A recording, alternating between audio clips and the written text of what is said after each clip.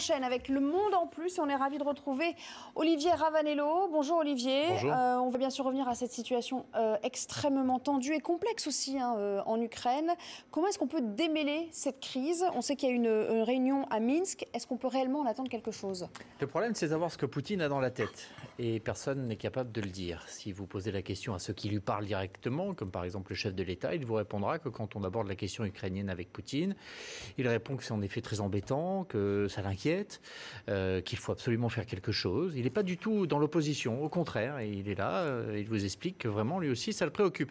Sauf que c'est une tactique classique, que ce conflit il l'alimente en sous-main, ça ne fait plus de mystère pour personne. Il y a des soldats russes qui sont blessés en Russie, qui sont soignés dans des hôpitaux russes, des mères de soldats dont les soldats sont morts et qui ne peuvent pas être enterrés, ou en tout cas qui ont dit on ne sait pas exactement où il est mort parce qu'un grand mystère règne autour de tout cela, mais ça n'empêche pas Poutine de continuer de mentir effrontément et d'être dans cette position où en plus politiquement il pousse le bouchon à chaque fois un petit peu plus loin. Au début de cette crise il disait il faut reconnaître la spécificité culturelle des gens de l'Est de l'Ukraine.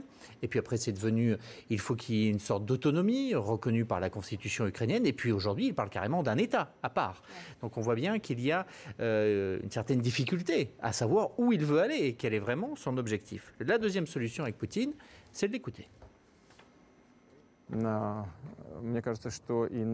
À mon avis, la réaction de la Russie était prévisible. La Russie ne peut pas rester inactive, alors que des gens se font tirer dessus à bout portant. Je ne parle pas du pouvoir politique, mais de la Russie en tant qu'État, de notre peuple.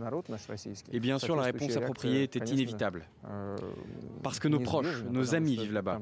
Il y a une interdépendance, une interconnexion dans cette zone, et ceux à l'ouest qui prévoient d'agir doivent prendre en compte les conséquences de leurs actes.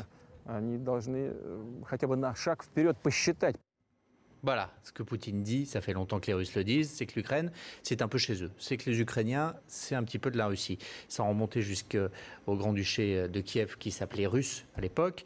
Simplement plus récemment, durant la période soviétique, la moitié de la production stratégique militaire était faite en Ukraine. À partir du moment de l'indépendance, les Russes, par tous les moyens possibles, ont essayé d'avoir un contrôle sur le président ukrainien pour défendre leurs intérêts. Pour eux, c'est une sorte d'annexe, d'arrière-cour qu'ils ne veulent pas lâcher. Il y a une citation d'un auteur ukrainien qui résume dans un petit échange, un dialogue entre un Ukrainien et un Russe. L'Ukrainien dit « Ça fait 300 ans que tu me persécutes, maudit Russe, lâche-moi ».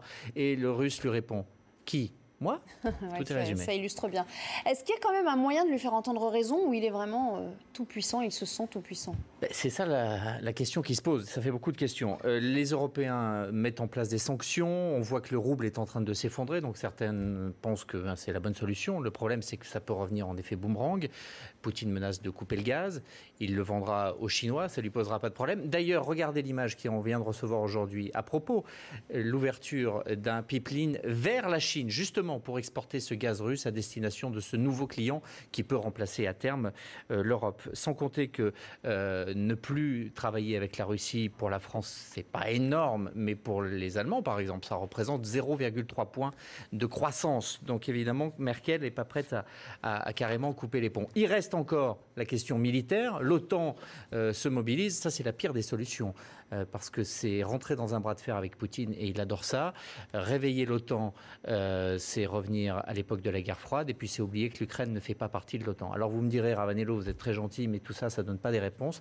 Eh bien, c'est ça, justement. C'est qu'en ce moment, tout le monde se demande ce que Poutine a dans la tête. Il fallait se poser la question il y a 15 ans. Personne ne l'a fait. Voilà le résultat. Merci, mon cher Olivier.